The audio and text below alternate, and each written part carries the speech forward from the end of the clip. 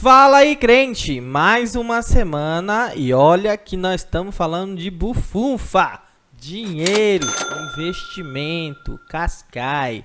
Fala aí, crente! Fala aí, crente, tudo bem? Vou aproveitar e vou começar lendo aqui um versículo que não está na Bíblia, mas está simplesmente no livro dos Dieguenses, no capítulo 14. Oxi! Como Tá assim? escrito. O livro dos Dieguenses diz o seguinte: o inexperiente acredita em qualquer coisa e cai em esquema pirâmide, mas o homem prudente vê onde pisa.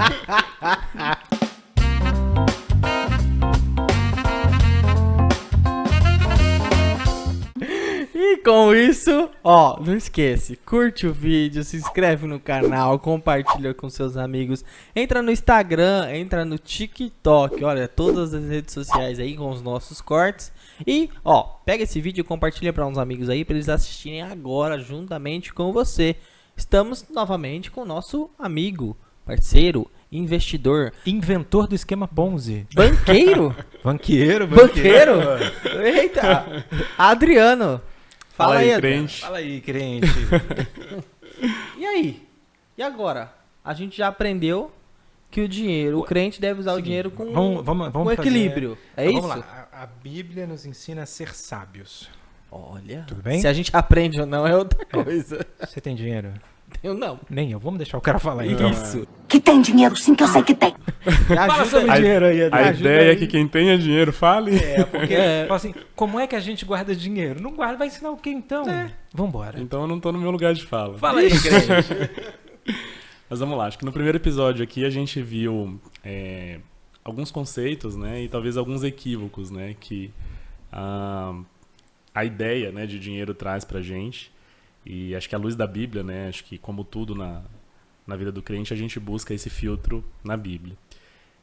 Então, se por um lado, né, a Bíblia faz a gente algumas advertências, né, a respeito do amor ao dinheiro, né, do excesso, talvez, de zelo em relação a isso, por outro, a gente viu que é necessário um planejamento, né, é necessário se preocupar, eu acho que minimamente, com os recursos que eu tenho, né, e acho que ter uma relação saudável com o dinheiro, eu acho que é disso que a gente vai falar nesse momento. E aí, aproveitando então esse gancho, né, eu acho que vale a pena a gente abordar aqui como que o crente se relaciona com isso, né, de uma forma saudável, sem ferir a Bíblia, né, sem se afastar de Deus, mas também acho que a gente não precisa viver uma vida miserável aqui na Terra para merecer o reino dos céus, como talvez possa parecer. Eu acho que o ponto mais importante, acho, para a gente falar desse tema, é falar de educação, né, educação financeira. Eu acho que a Bíblia também vai falar, né, que por falta de conhecimento, muitas vezes a gente perece, né, em diversos aspectos. Às vezes fale, né? Pode quebrar, né? E aqui eu acho que não é diferente. Eu acho que a falta de conhecimento em relação às finanças, a como administrar, a como gerir, acho que pode me levar a ter uma vida de agruras, né? Uma vida de sofrimento, e não necessariamente eu acredito que isso é o que Deus quer pra gente. Então já me ajuda aí, nós estamos precisando exatamente disso. Como é que a gente deve fazer o planejamento? Que ele falou exatamente que veio sofrimento, falta de dinheiro. Vamos lá. Eu acho que a gente vive uma época privilegiada, porque hoje a informação é acessível, né? Estamos aqui, a gente, né, falando de finanças, num veículo que vai ficar disponível aí para as pessoas assistirem, e assim como a gente está falando aqui, né, tem inúmeras pessoas com bastante propriedade, muito mais até do que eu, inclusive, falando, ensinando, né, dedicando tempo a levar esses conceitos às pessoas. Acho que vale falar um pouquinho da minha experiência nesse sentido, porque eu fui descobrindo aos poucos, né, a paixão por finanças, por investimentos, e quando eu digo paixão, eu digo de uma forma saudável. Eu fui vendo como esse mundo é interessante, né, e como é necessário para a gente esse tipo de conhecimento. Eu acredito que finanças e aprender a lidar com dinheiro é algo que deveria ser ensinado talvez nas escolas. Quando a gente olha para países aí desenvolvidos, né, países de primeiro mundo, como a gente costuma chamar, a gente vê que esse tipo de conhecimento, de noção básica, ele já está presente muito cedo. Porque, como a gente havia dito aqui no primeiro episódio, né, o sistema em que a gente vive, ele é regido por leis relacionadas ao dinheiro, às finanças, né, à circulação de mercadoria, de serviços. Então, ignorar, né, princípios aí básicos a respeito disso, eu acho que é o começo, talvez, para fracassar nessa área. Tem um livro, né, clássico, e aí já fica aqui como dica cultural também, acho que muitos de vocês já ouviram falar a respeito dele, que é Pai Rico, Pai Pobre. Esse Muito livro marcou... top. Você já leu, Gabriel? Já. Você Preciso já ler leu, Diego? 10 vezes Não li. também. Não É leu? muito top. Leia. Recomendo. Ele é um livro do Robert Kiyosaki. Ele é um nipo-americano, acho que dá pra chamar assim, né? Ele é descendente ali de japoneses, mas vive nos Estados Unidos. E esse livro, ele fala da importância, né, de você conhecer ali minimamente finanças, né, e aprender a se relacionar com o dinheiro de uma maneira saudável, como isso faz toda a diferença. Agora, você falou um negócio, eu queria que você já trouxesse uma primeira dica. Você falou sobre Claro. educação financeira. No nosso país, a gente sabe que no ensino público não tem. A maioria das pessoas estuda no ensino público. Ensino privado, alguns têm. Como que eu, pai de 2 filhas, devo, já que a escola não ensina, como eu devo aplicar a educação financeira aos meus filhos? Dá algumas dicas aí. Com certeza, vamos lá. Muito interessante, Gabriel, o ponto que você trouxe, porque de fato isso é deficiente, né? Mas acho que só apontar isso e cruzar os braços não vai mudar, né, essa situação.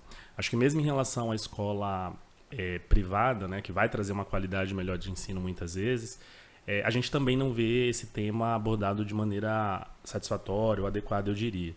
E não raro a gente vê pessoas aqui que até nascem meios abastados, né, mas não dão conta de administrar quando chegam na vida adulta e muitas vezes vão vir também a falência e a quebrar. E aí, pensando nesse primeiro estágio, aproveitando aqui a sua ótima pergunta, eu aprendi com alguns especialistas em finanças, né, nessa minha trajetória ali, que isso pode ser introduzido de uma maneira muito simples, né, e muito bacana na vida aí das crianças, dos pequenos. Primeiro falando sobre, né, acho que dinheiro é um tabu, não só na igreja, na sociedade como um todo. A gente tem dificuldade de falar do quanto a gente ganha, né, falar de metas, falar sobre dinheiro é uma coisa que parece ruim em vários aspectos. É quebra de sigilo bancário. Quebra de sigilo, né, enfim. Quando na verdade não, é o contrário. Quanto mais a gente fala a respeito, né, de algo, mais a gente desmistifica, mais a gente conhece, né, e a chance da gente se relacionar de uma maneira saudável, eu acho que aumenta. Então a criança, ela já tem condição ali, uma criança talvez de 4, 5 anos, de ir se relacionando, né, com isso que a gente chama de moeda, com isso que a gente chama de dinheiro. Então eu posso dar ali pequenas recompensas, por exemplo, por afazeres, né? Não relacionando isso, por exemplo, com o desempenho escolar necessariamente, mas então, arrumei a cama, né? Olha que legal, toma aqui R$5. Vou ensinando para ela que algo que ela quer muito, R$5. Eu ia dar 10 centavos. A inflação tá... Se você lembrar que o nosso país é um país histórico inflacionário, né? Eu acho que talvez o que era 10 centavos para você na infância, talvez hoje já não represente tanto. Deve ser isso. Mas eu pensei aqui nos R$5 como um valor simbólico, né? Justamente para ensinar a criança a lidar, a ter noções ali rudimentares, né? Mais básicas ali e importantes. O velho cofrinho de vale dinheiro, a pena exatamente, ainda? o minhaeiro, como eu chamava, né? Ali na infância, na Bahia. Tive, inclusive, isso. A minha mãe, ela dava pra gente a gente chamava de minhaeiro, mas era um cofre, né? Em que a gente ia colocando Como que é essas o moedinhas. nome? Minhaeiro. Isso é um cofrinho? É um tipo de Se cofre. chama minhaeiro. Em que a gente ia acumulando ali moedas. Da onde que é depois isso? era um Pra prazer. saber? Eu não sei se em outros lugares, mas eu sou do sul ali da Bahia, né? E lá a gente chamava assim. Minhairo. Minhairo. E aí dentro dessas dicas aí, Gabriel, aí dá pra falar também de... a criança, ela vai muito cedo ali já desenvolvendo desejo de ter algumas coisas, né? Acho que isso é influência também da sociedade em que a gente vive, né? Elas são atingidas o tempo todo pela publicidade, pela propaganda, elas veem os coleguinhas, né, terem, né, brinquedos e, enfim, determinados artigos. E acho que ensiná-las, né, de que elas podem, por exemplo, juntar, né, mediante aquilo que você vai dando para ela ali, até de forma merecida, né, por essas pequenas tarefas ali realizadas.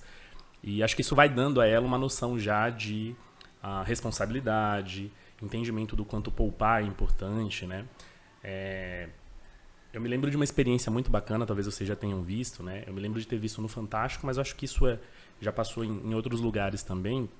É é muito comum você ver esse tipo de experimento para estudar o comportamento ali das crianças em relação às finanças, né? Você coloca a criança numa sala, coloca ali um doce, né, um brigadeiro, enfim, e você diz para ela assim, olha, se você não comer, né, se você aguardar, quando eu voltar, eu te trago um outro.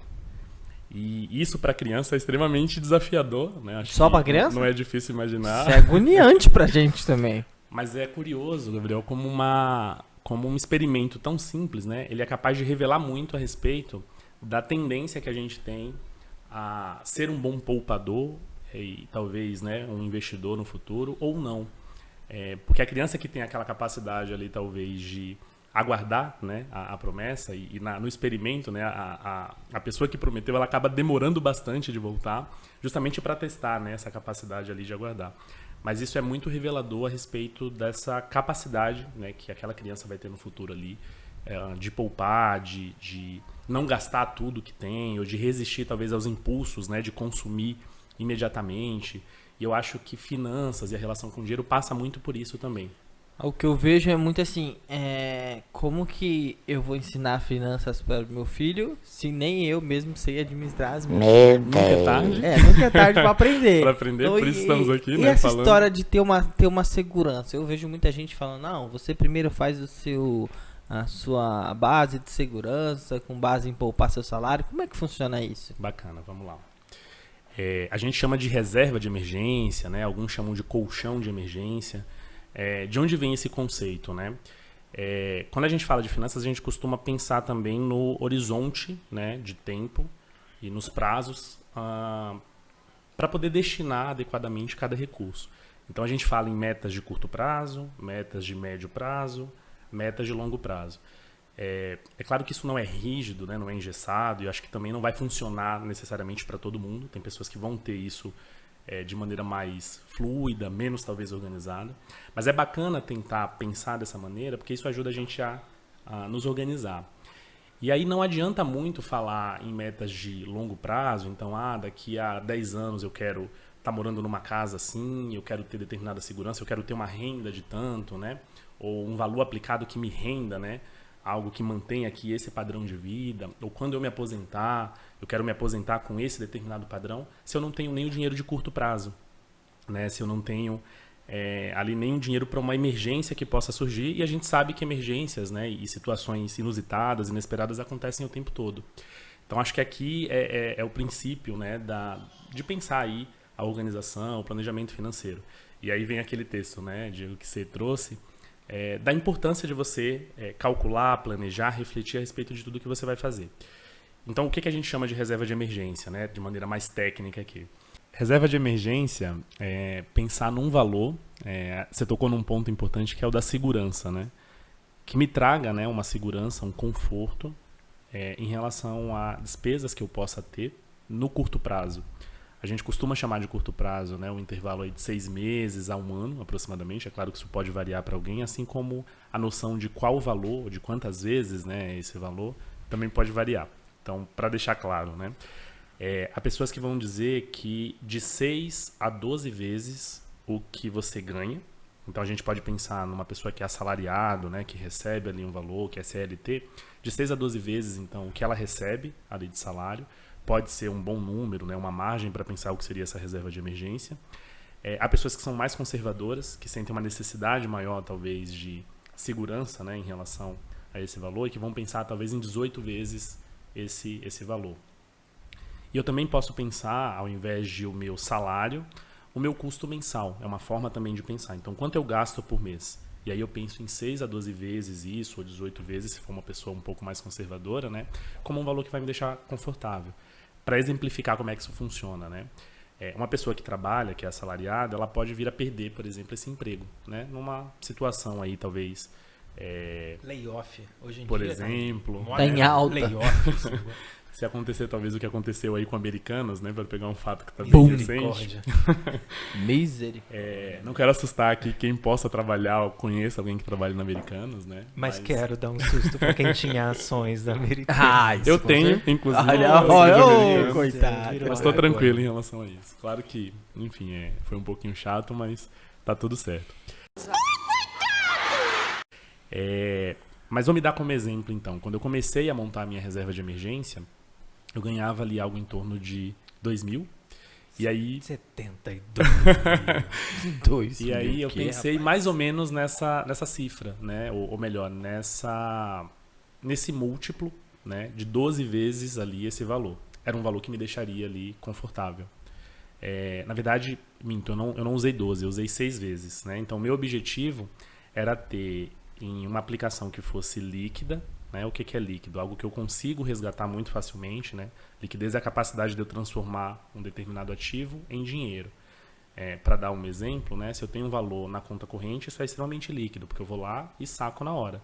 Se eu tenho um carro, isso não é tão líquido. Até eu achar um comprador disposto a pagar talvez o preço que eu acho justo pelo carro, né? Se eu tiver uma emergência e dependo desse valor do carro... Aí você me procura, porque eu acho rapidinho um comprador pra você. Aí fala com um especialista. Deixa eu só, por favor, aproveitar a sua deixa, que nós sempre ouvimos dos mais velhos, não, acho que você tem que investir em imóveis, porque imóvel é o investimento Quem seguro. compra terra não erra. A gente acabou de descobrir que imóvel é super legal, mas não para uma reserva de emergência, porque imóvel não tem liquidez. Ou seja, se você precisar do dinheiro, você vai ter que vender o imóvel. E nós sabemos que no nosso país isso não imóvel é uma tarefa fácil. Então, crente, presta atenção.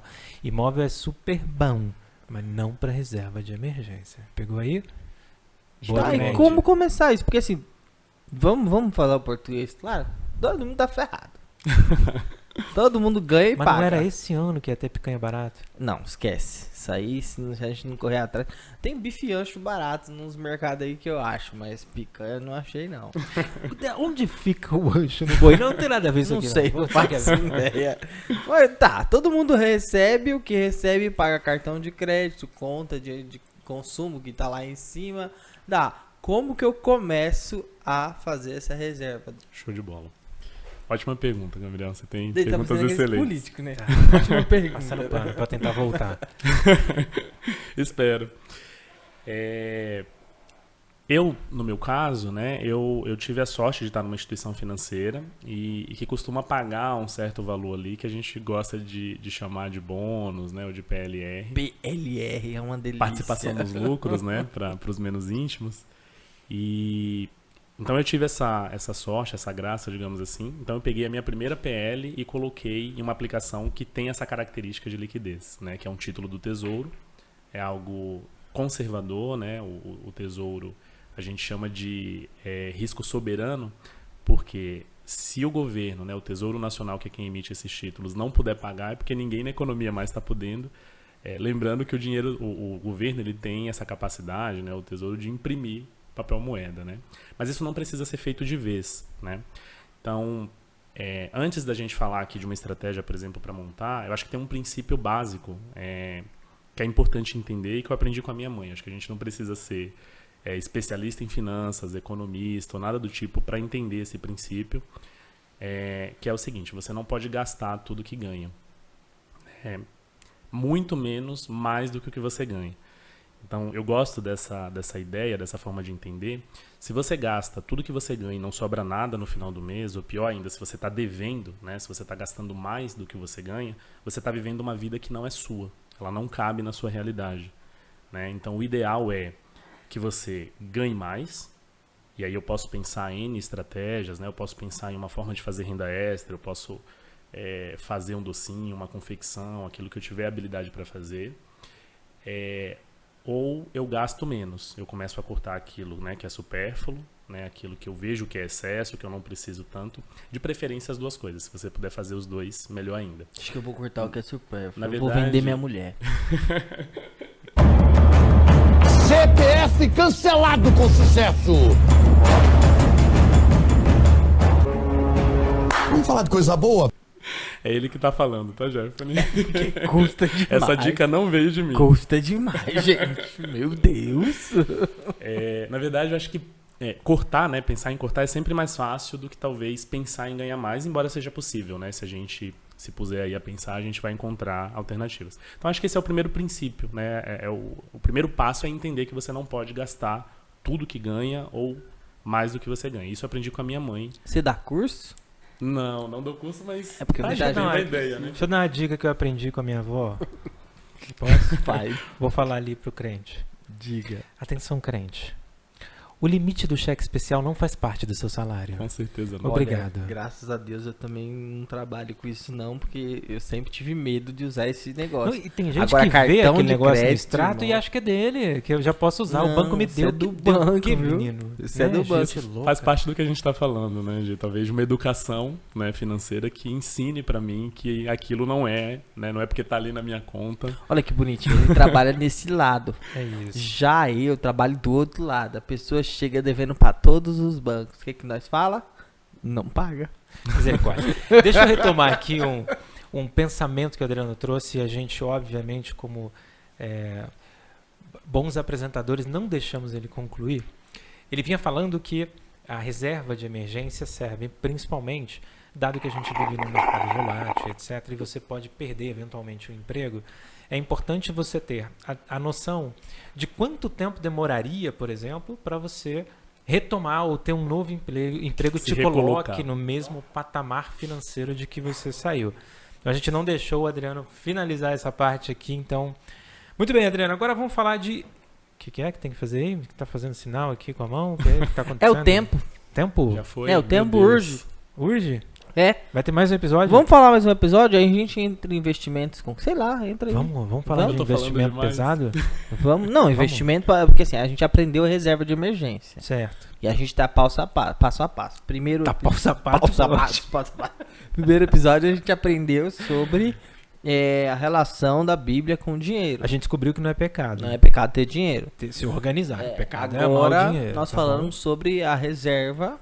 De emergência. Então a gente tá subindo degrau a degrau. Então no próximo a gente fala Como sobre- vamos pra Paris ano que vem. Isso aí. Sucesso. Que Boa. Minha filha quer conhecer Crente, a então, Torre ó, Eiffel. não sai daí.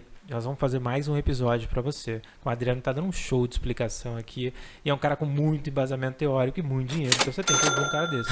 Então Há fica controvérsias. Fica aqui pro próximo episódio do Fala aí, crente. Ah, não, peraí. Tem um negocinho que tem que falar no final. Eita, eu vou falar. Fala Você aí. não fala? Não fala. Não fala. Então, ó, curte o vídeo. Compartilha com os amigos. Eu queria que você fizesse o barulhinho de novo. Boa. Compartilhe com os amigos. Plim. Se inscreve no canal. Ative o sininho das notificações. Plililim. Vai lá no Instagram. Segue a página do Instagram. Vai lá no TikTok. @Fala aí Crente Podcast. E também segue no TikTok. Você vai ver isso. Vários cortes. Adriano falando sobre dinheiro. Ensinando nós a ter dinheiro. Porque nós precisamos gastar dinheiro. Então fala aí, crente. E o jabá que você fazia do meu Qual jabá? Instagram? Faz mais? Ah, verdade. Vamos lá, gente. @prof_Diego_Ribeiro.